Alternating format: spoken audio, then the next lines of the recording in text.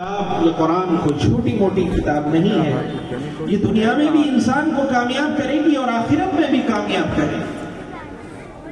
میں زیادہ تفصیلی گفتگو میں نہیں جاؤں گا، ایک چھوٹا سا واقعہ بیان کر اپنی بات کو ختم کرتا ہوں کہ قرآن کا ایک ایک لفظ کتنا قیمتی ہے، جو دنیا بھی انسان کی بناتا ہے، آخرت بھی بناتا ہے۔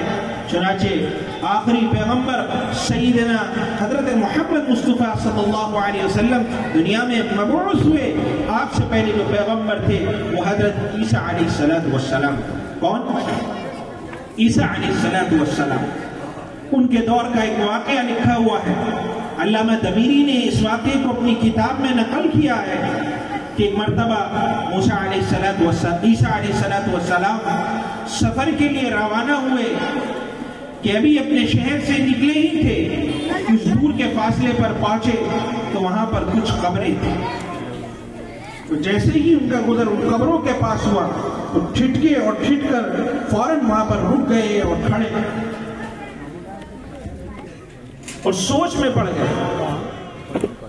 جو آپ کے ساتھی تھے کہنے لگے، اے پیغمبر، یہ اللہ کے رسول، کیا ہوا؟ آپ چلتے چلتے اچانک کیوں رک گئے ہیں؟ کیا ماجرا، کیا معاملہ پیش آیا؟ عیسیٰ علیہ السلام اپنے ساتھیوں کو حکم دیتے ہیں کہ ذرا معلوم کرو کہ یہ قبریں جو ہے یہ کس لوگوں کی ہے، اور خاص طور سے یہ والی قبر یہ کس کی ہے۔ چنانچہ معلوم ہوا کہ ان کے شہر میں ایک فلاں شخص تھا کہ جس کی پوری زندگی غفلت کے ساتھ گزری، نہ کبھی اس نے نماز پڑھی، نہ روزہ رکھا، نہ حج کیا، نہ زکوٰۃ ادا کی، نہ کوئی خیر کا بھلائی کا کام کیا۔ تو یہ فلاں شخص کی قبر ہے، اطلاع دی جاتی ہے۔ عیسیٰ علیہ السلام کہتے ہیں کہ اس قبر کے اندر جو شخص ہے اس کو عذاب قبر ہو رہا ہے، کہ وہ چیخ و پکار کر رہا تھا، آئے اللہ مچا رہا تھا، واویلا مچا رہا تھا۔ اللہ تعالیٰ کی قدرت سے مجھے اس کے احوال معلوم ہوئے، تو اس لیے میں یہاں پر رکا، میں نے پوچھنا چاہا کہ یہ قبر کس کی۔ بہرحال ہمارے یہاں ایک کہاوت مشہور ہے کہ رات گئی بات گئی۔ عیسیٰ علیہ السلام معلوم کر چلے جاتے، پھر واپسی میں یا کوئی دوسرا موقع ہوا کہ 2 یا 3 سال برس کے بعد عیسیٰ علیہ السلام کا پھر اسی قبر پر گزر ہوتا ہے، اور پھر آپ دیکھتے ہیں وہیں پر اس قبر کے پاس خوشبوئیں پھیل رہی ہیں، چاروں طرف سے ایسی خوشبو کہ جس کا اندازہ نہیں کر سکتے۔ تو عیسیٰ علیہ السلام اس خوشبو کی مہک کی وجہ سے پھر وہیں پر رک جاتے ہیں اور سوچ میں پڑ جاتے ہیں کہ کل میں یہاں آیا تھا تو معاملہ کچھ اور تھا، اور آج میں یہاں آیا تو معاملہ اور حالات بدلے ہوئے ہیں۔ آخر کیا وجہ ہوئی؟ یہ انقلاب یہ کیسے آ گیا؟ یہ تبدیلی کیسے آ گئی؟ یہ حالات کیسے بدل گئے؟ سوچ میں پڑ جاتے ہیں، وہیں کھڑے ہو جاتے ہیں۔ اتنے میں جبرائیل علیہ السلام آسمان سے تشریف لاتے ہیں اور کہتے ہیں، عیسیٰ کیا سوچ رہے ہو؟ عیسیٰ علیہ السلام پورا واقعہ بتاتے ہیں کہ میں یہ سوچ رہا ہوں۔ انہوں نے کہا، ہاں یہ قبر بھی وہی ہے، اور اس قبر کے اندر جو مردہ ہے وہ بھی وہی ہے، لیکن کل حالت کچھ تھی، آج حالت کچھ ہے کہ موسیٰ وہ عیسیٰ کہ تو یہی تو سوچ رہا ہے کہ یہ حالت کیسے بدلی، یہ انقلاب کیسے آیا، یہ تبدیلی کیسے ہوئی، تو سن۔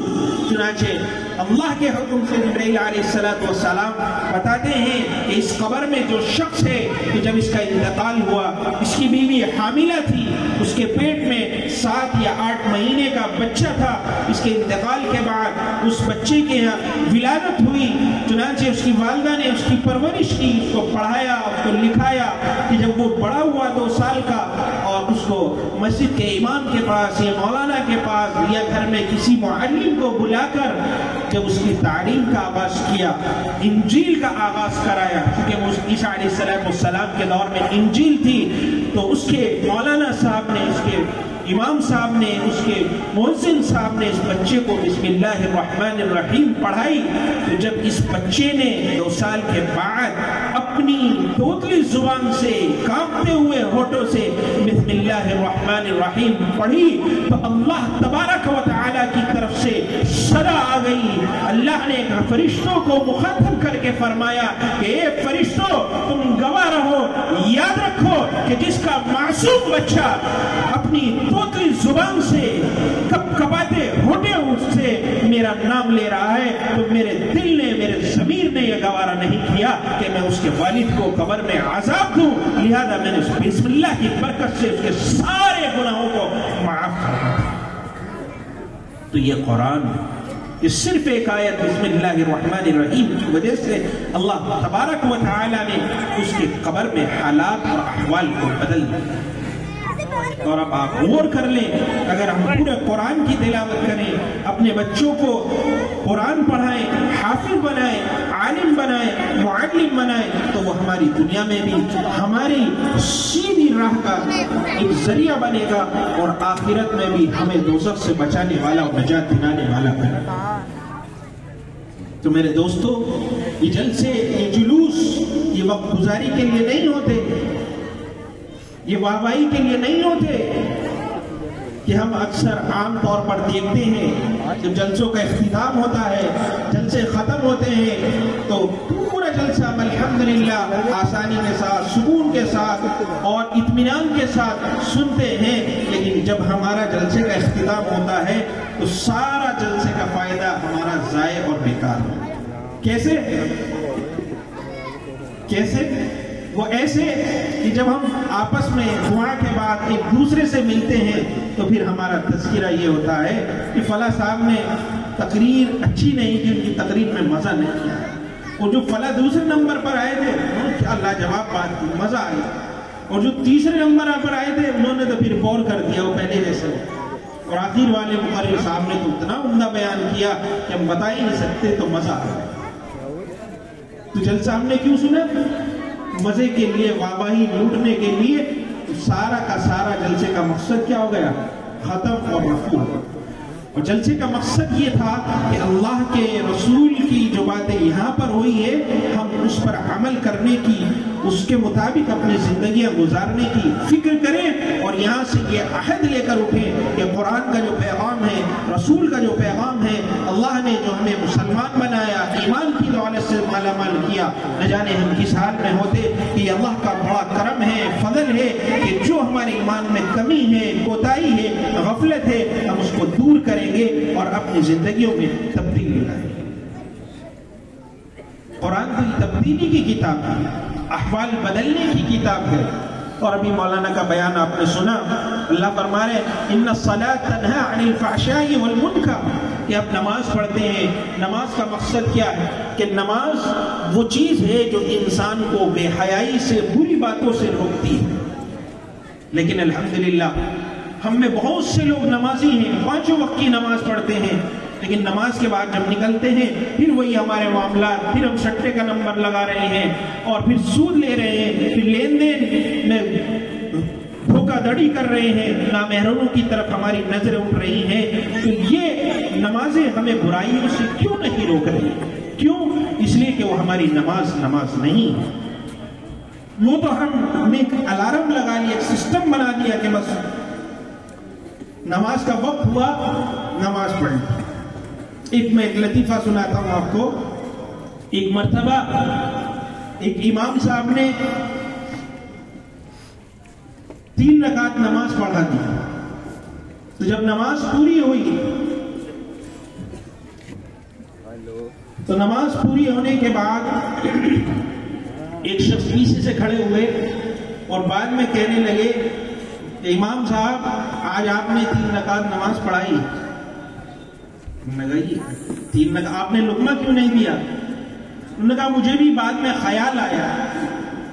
لوگوں نے پوچھا بھائی تمہارے پاس کیا دلیل ہے کہ امام صاحب نے 3 رکعت نماز پڑھائی؟ کوئی تو بولا نہیں، تم اکیلے بولے۔ تو کہنے لگے کہ جی میری 4 دکانیں ہیں بازار میں، کہ جب میں نماز پڑھتا ہوں تو 1 رکعت میں 1 دکان کا حساب لگا لیتا ہوں، تو ابھی 3 ہی دکان کا میرا ایک حساب ہوا، چوتھی کا تو حساب ہوا ہی نہیں، تو اس لیے آپ نے کیا ہوا 3 رکعت پڑھائی۔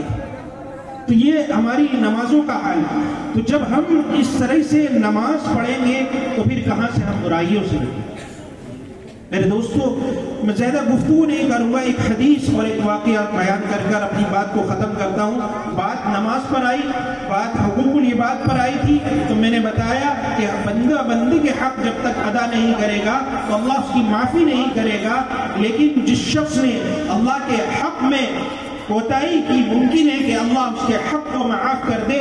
تو یاد رکھو کہ نماز جناب رسول اللہ صلی اللہ علیہ وسلم نے جو اپنے بندوں پر اللہ کے حکم سے فرضیت کرائی ہے، اس کا حکم یہ ہے کہ جو شخص جان بوجھ کر نماز چھوڑ دے گا تو وہ کافر ہو جائے گا، یعنی کفر والا عمل کرے۔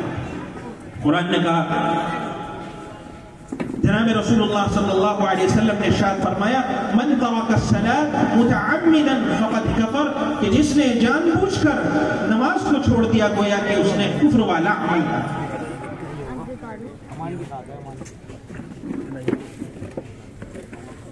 نماز مسلمان اور غیر مسلمان کے درمیان فرق کرنے والی، نماز چھوڑنا اتنا بڑا جرم ہے، اتنا بڑا جرم ہے کہ آپ اندازہ نہیں کر سکتے۔ ایک زنا کرنے سے زیادہ جرم، قتل کرنے سے زیادہ جرم۔ اگر کوئی کسی کے ساتھ زنا کر لے اور لوگوں میں یہ شہرت ہو جائے کہ فلاں شخص منہ کالا کر کر آیا ہے، ہم اس پر 1000 لعنتیں بھیجیں گے۔ کوئی کسی کا قتل کر دے اور ہمیں معلوم ہو جائے کہ اس نے قتل کر یا اس کو قاتل کریں گے، اس پر 1000 لعنتیں بھیجیں گے، اس کو برا بلا کہیں گے۔ یاد رکھو، ایک واقعہ میں آپ کو سنا رہا ہوں، حدیث میں آیا ہے، کتابوں میں آیا ہے کہ نماز کا چھوڑنا قتل کرنے سے زیادہ اور زنا کرنے سے زیادہ بڑا گناہ ہے۔ سیدنا موسیٰ علیہ السلام کے پاس ایک عورت آتی ہے اور آ کر کہتی ہے کہ اے موسیٰ تم اللہ کے پیغمبر ہو، اے موسیٰ کلیم اللہ ہو، کہ اللہ نے تم سے بات کی ہے، گفتگو کی ہے کہ میں نے ایک گناہ کر لیا ہے، میں چاہتی ہوں کہ تمہارے ہاتھ پر بیعت کر کر اپنے گناہوں کو معاف فرما، کہ تم اللہ سے میرے لیے دعا کر دو تاکہ میرا گناہ معاف ہو۔ موسیٰ علیہ السلام پوچھتے ہیں کہ آخر کیا وجہ ہوئی، کون سی بات ہو گئی کہ ایسا تو نے کیا گناہ کر لیا جو میرے پاس گناہ معاف کروانے کے لیے اور سفارش کروانے کے لیے آئی؟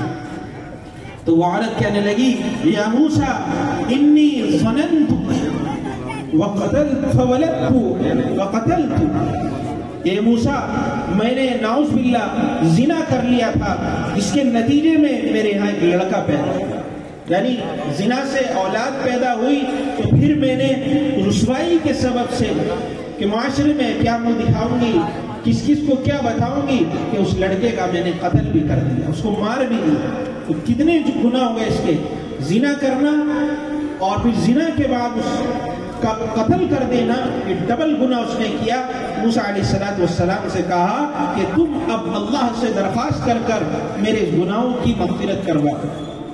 موسیٰ علیہ السلام جذبات میں آ جاتے ہیں، غصہ ہو جاتے ہیں اور غصے میں اس کو دھنکار دیتے ہیں، فرماتے ہیں کہ اللہ کی نافرمان بندی، تو نے اتنا بڑا جرم کیا، اتنا بڑا گناہ کیا جہاں تیری معافی نہیں ہو سکتی۔ دور دفعہ یہاں سے موسیٰ علیہ السلام اس کو بھگا دیتے ہیں، نکال دیتے ہیں کہ تیرے گناہوں کی معافی نہیں ہوگی، یہاں سے نکل۔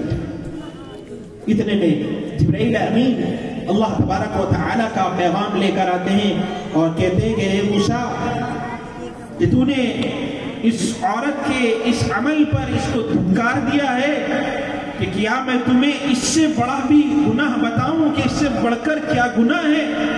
موسیٰ علیہ السلام کہنے لگے کہ جبرائیل، اس سے بڑھ کر بھی کوئی گناہ ہو سکتا ہے کہ اس نے زنا کیا، پھر اس کے ہاں ایک بچہ پیدا ہوا، اس معصوم بچے کو اس نے قتل کر دیا، اس سے بڑھ کر کیا گناہ ہو سکتا ہے؟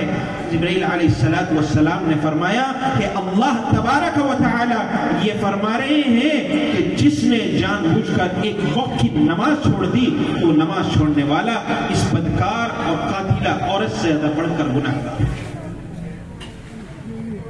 جب آپ اور ہم خود اندازہ لگا لیں کہ نماز چھوڑنے کو ہم گناہ ہی نہیں سمجھتے. ہفتے میں جمعے کی نماز پڑھ لی جس میں خطبہ بھی نہیں سنتے, بعد کی سنتیں بھی نہیں پڑھتے, تو یہ ہماری نمازوں کا حال ہے. تو پھر کیسی یہ نمازیں ہمیں برائیوں سے فاحشات سے روکے گی, کیسی ہماری زندگیوں میں اللہ تبارک و تعالی کی مدد اور نصرت آئے گی. آج سے تہیہ کر لیں, یہ عہد کر لیں کہ انشاءاللہ العزیز ہم اپنی زندگیوں میں کبھی بھی رسول اللہ صلی اللہ علیہ وسلم کی نافرمانیاں نہیں کریں گے. ہم اس کے پکے سچے متبعین ہوں گے, تاکہ کل قیامت میں جب نبی علیہ السلام کے سامنے ہماری حاضری ہو تو ہمیں وہاں پر رسوا اور شرمندہ نہ ہونا پڑے. اللہ تبارک و تعالی ہمیں کہنے سننے سے زیادہ عمل کی توفیق عطا فرمائے. آمین. وآخر دعوانا الحمد للہ رب العالمین.